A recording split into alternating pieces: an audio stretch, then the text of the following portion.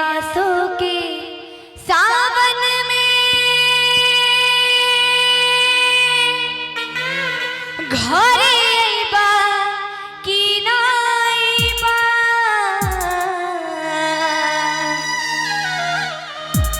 अरे हो पिया देवघर जइबा कि ना जइबा, अरे आंसू के सावन में घरे अइबा कि ना अइबा, कि ए भैया जी ताली बजइबा कि ना बजइबा। एक बार जोरदार ताली हो जाए सभी की तरफ से। 1 2 3 4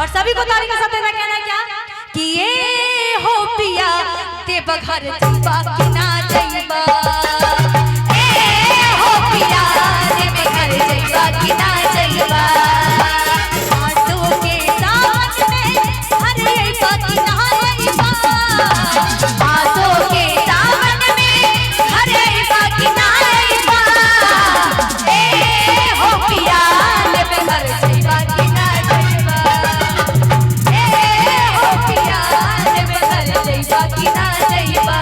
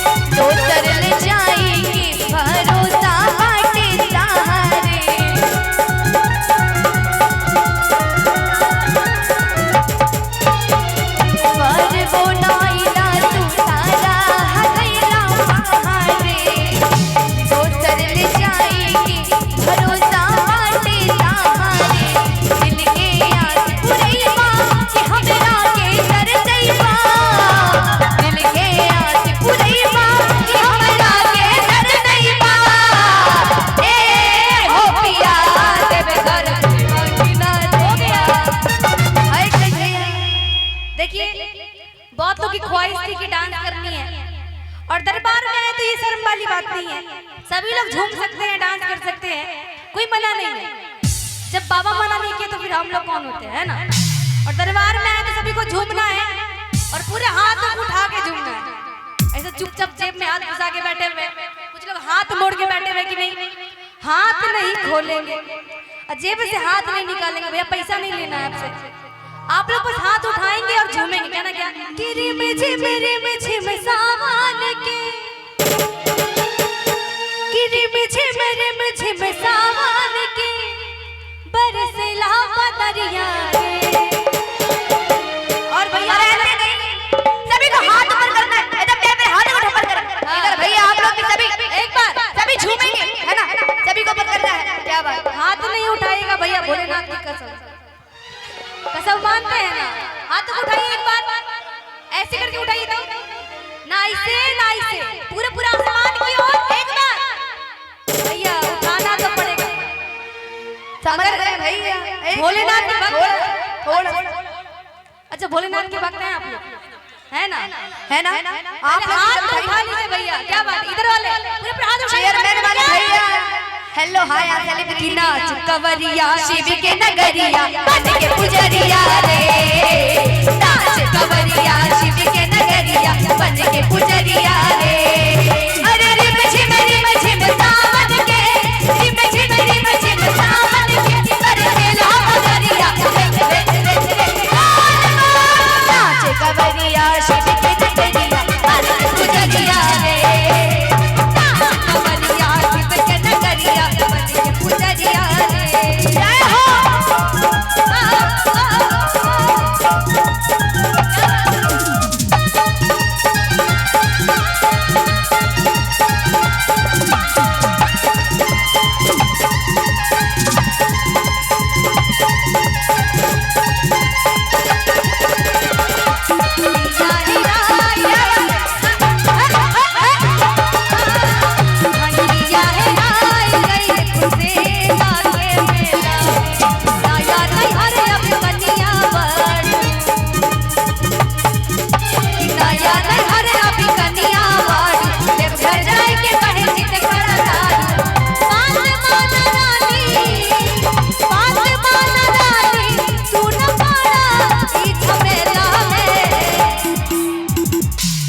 धनिया हेराई गईले टीका पार्टी के मेला में। अरे भैया इतना भीड़ होगा तो हेरा ही जाएगी ना धनिया, पुदीना भी हेरा जाएगी कि पीली पुदीना पीली पुदीना। अच्छा सबको याद है ये गाना, इतना प्रचलित हो गया और ये भजन भी इतना प्रचलित हो गया है कि ऐसे कोई इंसान नहीं जिनको याद नहीं है।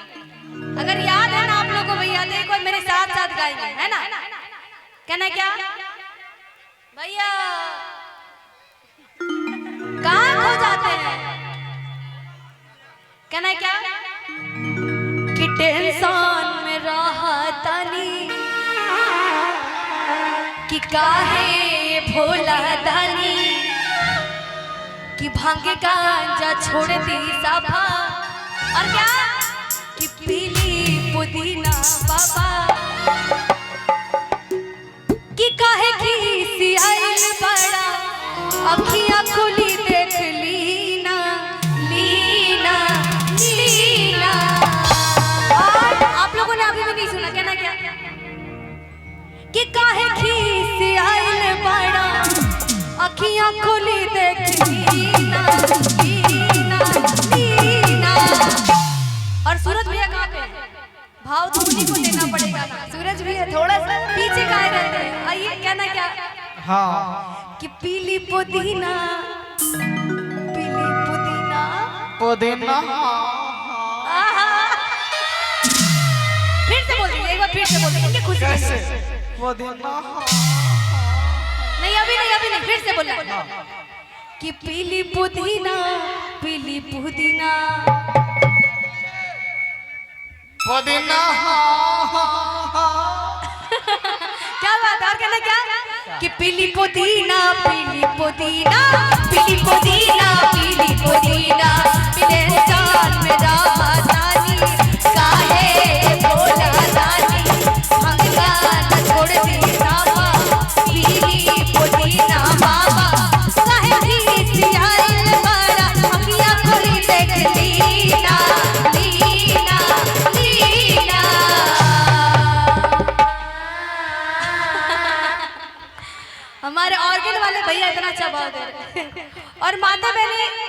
लोग झूम रहे हैं, आप लोग भी एक बार झूम लीजिए। अरे बाप रे बाप, पूरा भाव आज ही देना है आपको। और माता बहनी मैं आप लोग से आग्रह करूंगा, आप लोग डांस नहीं करेंगे, पर खड़े हो जाएंगे एक बार अपने अपने साथ, लेकिन एक बार खड़े होकर आप लोग हाजिरी लगा लेंगे। आप लोग को डांस नहीं करना है, एक बार खड़े हो जाएंगे माता बहनी, एक बार। क्या बात है, अगर मुझे मानती होंगी, भोलेनाथ को मानती होंगी तो कोई बैठेंगे नहीं। अभी नीचे उतारा है तो सभी को झूमना है ना, क्योंकि दरबार बड़ा ही प्यारा है ना। इस दरबार में शर्म नहीं करना, क्योंकि यहाँ नाच लेंगे तो हर जगह नाचने की जरूरत नहीं पड़ेगी, है ना। तो एक बार सभी झूमेंगे। ए भैया, इतना सीटी मार रहा है, कम है आपका साउंड, सीटी मार रहा है। और कैसे कहना है कि पीली पुदीना पीली पुदीना, और कहना क्या कि पीली पुदीना पीली पुदीना पीली पुदीना।